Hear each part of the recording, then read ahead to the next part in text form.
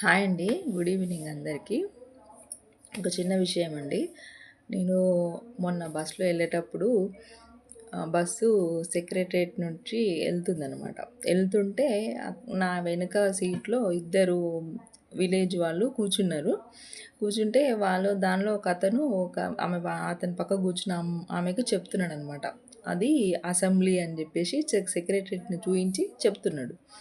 నేను అప్పుడే కాదండి. అది అసెంబ్లీ కాదు. అది సెక్రటరేట్. అసెంబ్లీ ముందుంటుంది అని చెప్పేసి చెప్పాననమాట. నాకు తర్వాత నేను ఆలోచిస్తే ఏమనిపించిందంటే, నిజంగా కొంచెం విలేజ్‌లో ఉండేవాళ్ళు ఉన్న లేడీస్ కానీ, వేరే వాళ్ళు కానీ, ఇప్పుడు మగపిల్లలు అంటే మామూలుగా న్యూస్ కానీ, పేపర్ కానీ చదువుతుంటారు.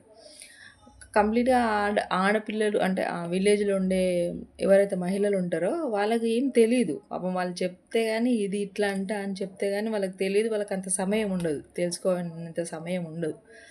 వాళ్ళ పనిలో వాళ్ళు బిజీ ఉంటారు. వాళ్ళకి తెలుసుకునే సమయం ఉండదు.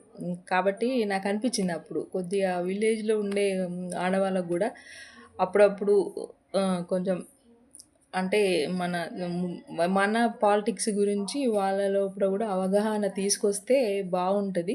ఖచ్చితంగా వాళ్ళు కూడా ఒక స్టెప్ ముందుకేసి వాళ్ళు కూడా తెలుసుకుంటారు. వాళ్ళు అన్ని దానిల మీద ఇంట్రెస్ట్ చూపిస్తారు. అట్లా కొంచెము అక్కడ విలేజ్ లేడీస్‌ని కూడా ఎడ్యుకేటెడ్ చేసి వాళ్ళ లోపల కూడా రాజకీయాలంటే ఏంది, ఎవరు ఏంటి అనేది మనం గైడ్ చేస్తే చాలా అంటే చాలా బెటర్‌మెంట్ ఉంటది. అసలు మనకు ఏం జరుగుతుందని వాళ్ళకి క్లారిటీ ఉంటది. అసలు ఏం చేస్తే బాగుంటది అన్న ఒక అది కూడా మంచి సలహా కింద ఉంటది.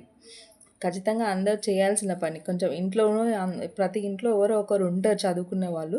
వాళ్ళ మదర్‌కి గానీ, ఎవరికి వాళ్ళ సిస్టర్స్‌కి గానీ అప్పుడప్పుడు చెప్తుండారు. రాజకీయాల గురించి మాట్లాడుతూ ఉండాలి. సమాజం గురించి, సమాజంలో జరిగే వాటి గురించి వాళ్ళతో చర్చిస్తూ ఉండాలి అప్పుడప్పుడు. ఇంటి విషయాలే కాకుండా అవి కూడా చెప్తూ ఉంటే మంచిగా ఉపయోగపడుతుంది.